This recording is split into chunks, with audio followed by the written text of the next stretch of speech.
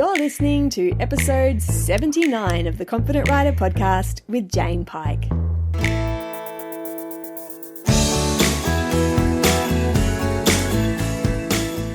Hello, fabulous human. Thank you so much for joining me here today. Before we get into the main base of our conversation, I wanted to share with you that I have made a thing. I have a new thing that I've sent out into the world, and it is called Joyride Professionals. Now, the Professionals group is a new group, obviously, that's intended to be a mentoring and support group for those of us working in the equestrian industry, because it's definitely a thing that many of us are going it alone out there, and an equal amount don't have a big support network or even any support at all who they can turn to really share some of the challenges, troubleshoot what might be happening in different client relationships, and even work through their own stuff in a way that feels really constructive and useful. And so I'm hoping to fill that hole to some extent in whatever way I can. And I have a small group of awesome people who are already in there with me, and I'm really excited to shape shift things according to their needs. So if that's something that appeals to you, then the information all about it is on my website, confidentwriter.online. If you click on the Work With Me tab, you will see the thumbnail leading you to Joyride Professionals, and you can read all about it there. The other thing is that I really keenly understand, given my topic of choice and the area that I work in so intensely, just how easily things like anxiety or confidence issues can present roadblocks to actually getting into what it is that you intend to do together with someone. So, for instance, if you're coaching in a writing lesson type situation or a training session, and someone is dealing with a lot of emotional stuff, it really is the limiting factor in terms of how far you can take things or what you can actually share or do in that session together. So many of us, although we might be highly skilled and trained around specific skill sets, haven't had so much kind of information given to us, skill imparted, or really education around that side of things, the emotional and mental self-management. So part of it as well is for you guys or for whoever is interested and part of the group to be able to come to me and say, this is someone that I'm working with, this is what's happening, how can we make a better path forward? And so I'm hopeful that I'll be able to share what I know with people who are working on the ground in various different contexts, and we can help make a bigger impact together that way. So Joyride Professionals is the one. You can check it out on my website, confidentwriter.online. So today I thought we could discuss something that periodically crops up for all of us, and that is when we've taken a break, and that can be an enforced break due to injury. Could be the injury to ourselves or to our horses. It could be that we've just gone on holidays, or there's been a period of turnout, or maybe after the winter, over the winter rather, we don't ride, and so we're getting back into things in the spring for whatever reason. And that transition point can be kind of tough. It can be kind of tough for a lot of different reasons. I've noticed a pattern, most definitely, that comes up that is quite commonplace. It relates directly to overwhelm, and then that creates feelings of stuckness. It's that idea of having a blank canvas, I guess, in front of you and feeling like you're in the position of having to create the momentum of something happening again. And that affects us in lots of different ways. Logistically, we need to arrange our time schedules and kind of organize ourselves differently to perhaps what we have been doing the last few days, weeks, or months. We need to be able to assess what it is that's required in order to bring both ourselves and our horses back into work in a way that is beneficial for both of us. And then perhaps if a part of our identity or part of our experience has involved anxiety or concerns or fear-based issues, then it's really easy, because of the workings of our emotional brain and how tied in we are to the stories that we have about ourselves, for that to grow into an all-consuming dragon. And then we find ourselves in a position where we're not doing anything, where we're kind of just stuck in one spot. And I guess it's all of those elements that I would like to speak to today. The reason this is relevant to me right now is because it's actually a position that I'm finding myself in at the moment. I have 3 horses. Those of you who've been on this journey with me for a little while will undoubtedly be quite familiar with them. But just to give you a recap, in case you're new or have forgotten, I have Dee, Nadia and Sausage as my happy and much loved herd.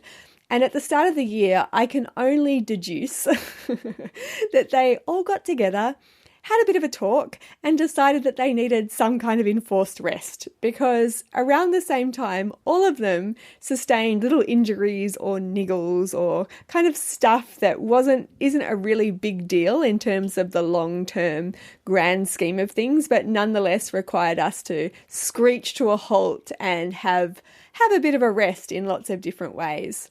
Dee, I thought, is the glorious, magnificent creature that we will use as our case study today, because for me, it's a slightly more complex picture that I'm finding myself stepping into, returning him back into work, and that's been created or been manifested for a variety of different reasons. So he is a really big horse. He's about 17.1, give or take, and because of that, because he's quite young and he's really just growing into himself, he's gone through a series of growth spurts. And it's felt like in some situations that you've been out there getting ready to ride and you literally take his rug off and you're like, oh gosh, have you grown overnight? Because shape is changing over here.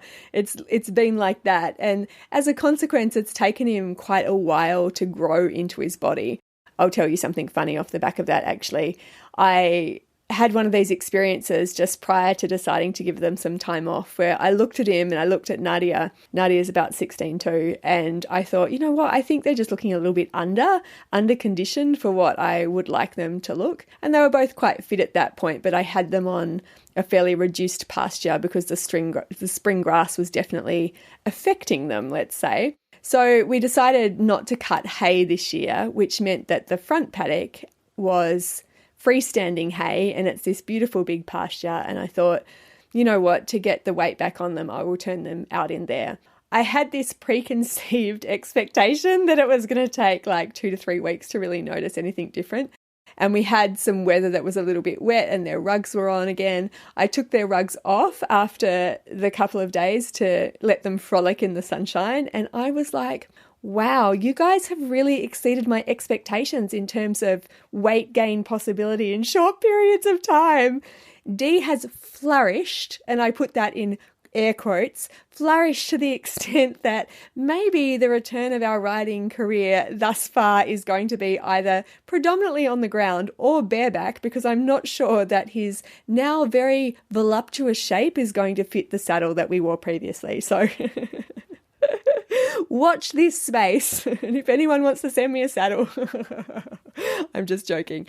Yes, that's definitely something that's going to need to be addressed. So the thing with Dee is that his conformation and his height and his growth trajectory, I guess, have made me aware of areas of strength in his physiology and physicality and areas of weakness. And he's been typically a little bit weaker behind. So cantering, for instance, we've focused more on transitions and brief periods of canter, but I haven't really asked him to sustain canter for longer than he's happy to, because it's felt like I was kind of pushing him beyond the comfortable limits of his physical body at that point. So the injury that he's had, and it's just a little niggle, is really more about instability in the sacral area.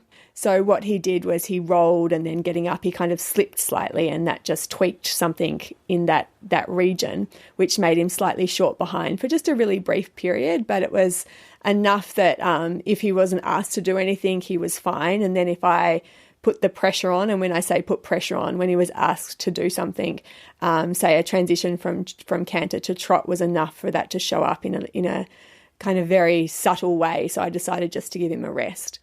But really what that's highlighted for me is that I need to be quite strategic about how it is I bring him back into work, and that some of the more horsemanship-based work that I do isn't really appropriate for where it is that he is at right now. We really need something with much more of a biomechanical focus, a much more, and not to say that for those of you that are kind of like hands in the air or squeaking and going, it's not that horsemanship isn't biomechanical. I know that, but just me, what I'm talking about is my approach to it, and what it is that I need to do with him needs to be much more strategic and much more planned out, I guess, in terms of how specifically I'm going to address the areas that need strengthening in his body, whilst also being considerate of his whole being at the same time.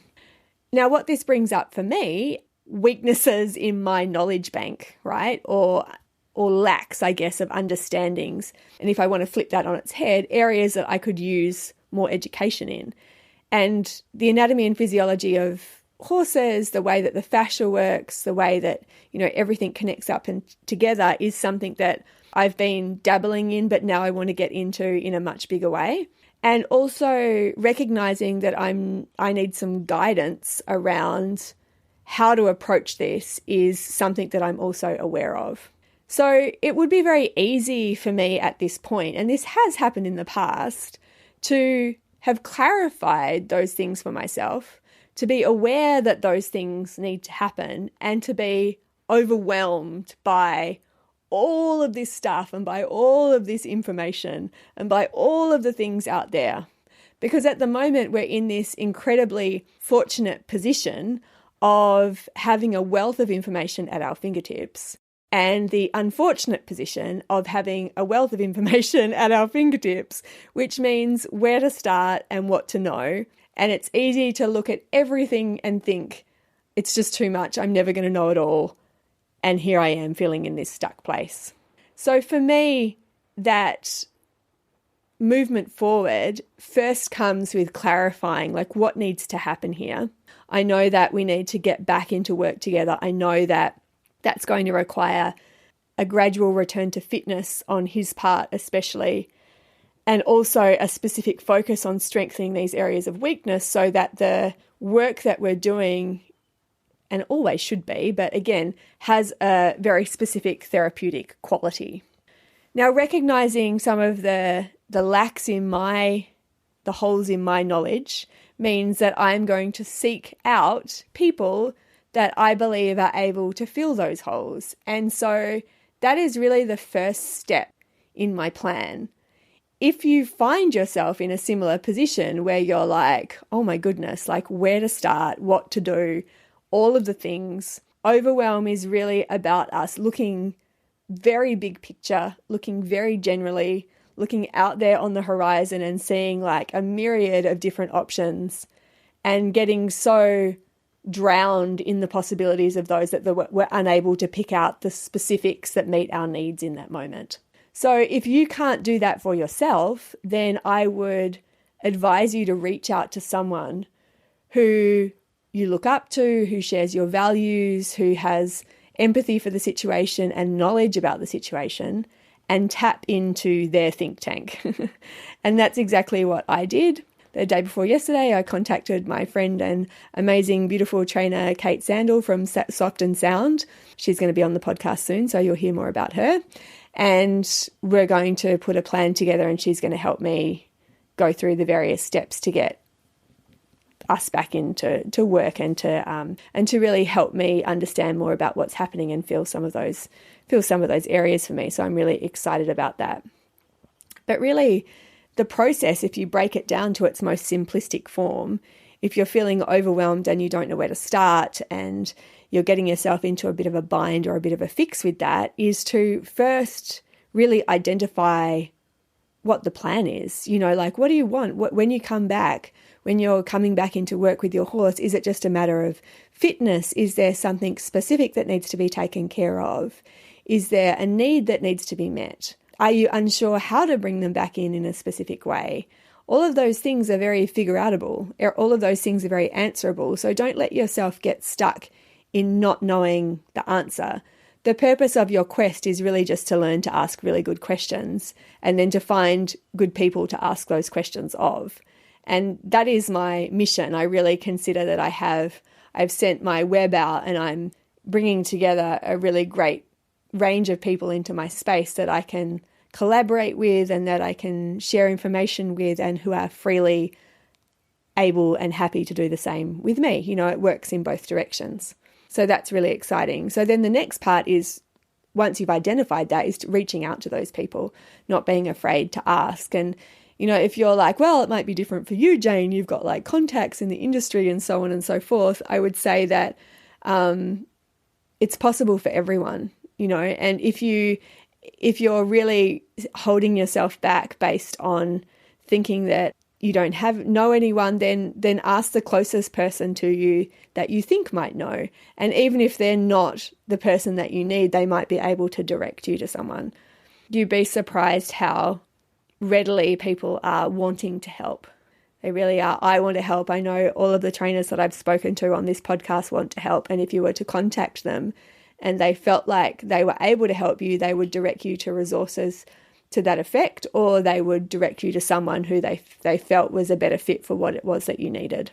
Let's address then briefly this emotional piece, because when we get into the overwhelm and when we get into the stuck place as well, from a nervous system level, we're triggering sympathetic activation. We're triggering ourselves into flight.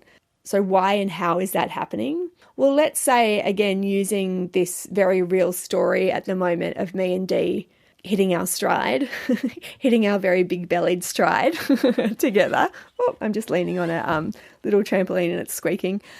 Let's say that I'm sitting here and I'm thinking about that. And as a result of those thoughts, I'm considering what needs to happen and my ability to feel the potential of all of those things needing to happen. Now, when I think about that, if I have a specific thought that's been related to an experience in my past, so let's say I've had anxiety, or I've been fearful about riding, or I have concerns about getting back on, just plucking any random number of possibilities out of the air right now. What happens is that anxiety or that concern runs a very familiar trajectory in my body. So it creates a sensation. The sensation is familiar to me and I attach a meaning to that sensation. And all of those things, the connection of that sensation to my emotional brain also links into its own motor pattern. So every thought that we have, every emotion that we experience has a motor pattern that plays out in the body. And when we're in sympathetic responses, when we're in the sympathetic space rather, we can only ever move from reflexive responses, right? We're never actually in the learning space when we're in sympathetic. We can only work and act reflexively. So if I'm coming from a sympathetic place, if I'm coming from a place of concern as I consider what my actions need to be moving forward, what I'm doing in my brain space is I am considering what needs to happen. I'm experiencing a sensation, and that sensation is causing me to find a reference point through comparison. So I can only make sense of something, or I can only attach meaning to something through comparing it to something that happened previously. And as soon as I compare it to something that happened previously, that time I had the accident, that time I felt a bit unsure of myself, that time I was super nervous, that really bad lesson that I had, that activates a thought pattern, that thought pattern activates a motor pattern. And here I am in a Groundhog Day situation, essentially living out my past. What do we take from this? This is a huge basis of the work that I teach in Joyride. If you're nodding your head and being like, that is so me, come play with me in there, because we're just about to launch into a sensory gym, or sensory movement practices, I'm calling them, that allow us to repattern our habitual responses and update some of our brain maps that are causing us to fall into sensation and different emotional reactions in this way.